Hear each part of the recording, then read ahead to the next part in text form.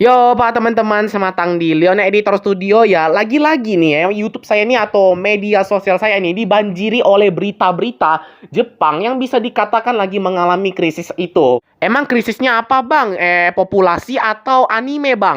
Nah, jadi maksudnya krisis yang dialami oleh Jepang atau persediaan mental Jepang itu adalah krisis makanan beras. Aduh, Jepang udah mah krisis populasi, tahu-taunya malah krisis makanan beras. Kan aduh, gimana ya?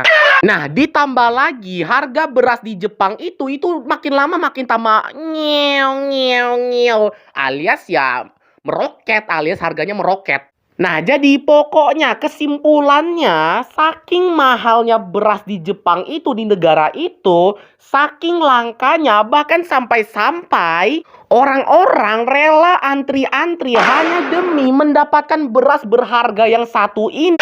Nah, jadi aku sebagai Lionel Editor Studio bakalan menjelaskan kenapa Jepang bisa mengalami krisis makanan bergizi paling berharga mereka, yaitu adalah beras. Nah, jadi sebelum kita masuk ke video yang satu ini, jangan lupa like dan subscribe dan komentar, dan jangan lupa share ke teman-teman kalian biar teman-teman kalian tahu tentang konten saya.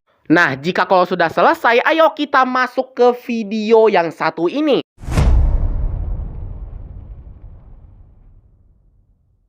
Nah, jadi pertanyaannya, alasan kenapa Jepang bisa mengalami krisis apa tuh makanan beras itu dikarenakan ada beberapa apa tuh masalah-masalah Jepang gitu. Nah, jadi saya bakalan membahas secara satu-satu aja ya, atau ya per satu-satu dulu biar gampang dipahami gitu. Nah, yang pertama adalah masalah tentang musim ekstrim dan juga pemanasan global. Nah, jadi mungkin gara-gara apa tuh musim ekstrim atau panasnya tuh terlalu berlebihan, apalagi Jepang itu terletak di apa tuh negara panas ya. Jadi wajar aja ya kenapa gagal panen gitu.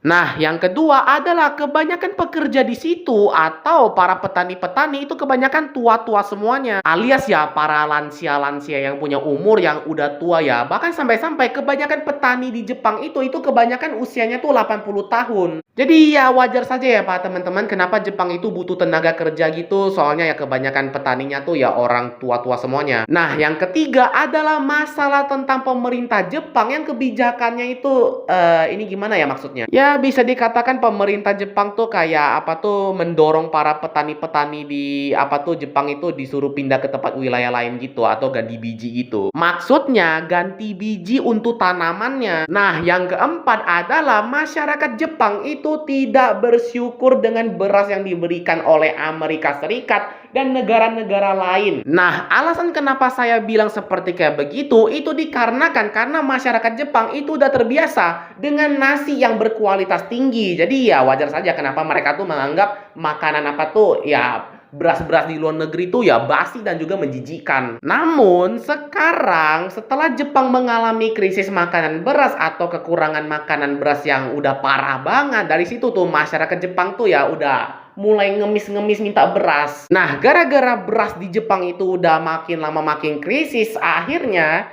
Jepang mau nggak mau terpaksa apa tuh ngemis-ngemis sama Korea Selatan. Yang lebih tambah buruknya lagi, apalagi Korea Selatan itu merupakan pesaing Jepang yang sangat bergengsi-gengsi ya. Jadinya ya gara-gara itu ya Jepang terpaksa apa tuh menurunkan gengsi mereka gara-gara krisis beras. Nah, jadi itulah informasi-informasi yang saya temukan. Nah, jadi jika kalau kalian ingin mau kolom komentar atau meninggalkan pertanyaan-pertanyaan kalian atau pendapat kalian, kalian bisa tuh taruh ke tempat komentar yang satu ini. Nah, jadi jika kalau sudah selesai, gua mundur diri dan sampai jumpa di next video selanjutnya. Bye!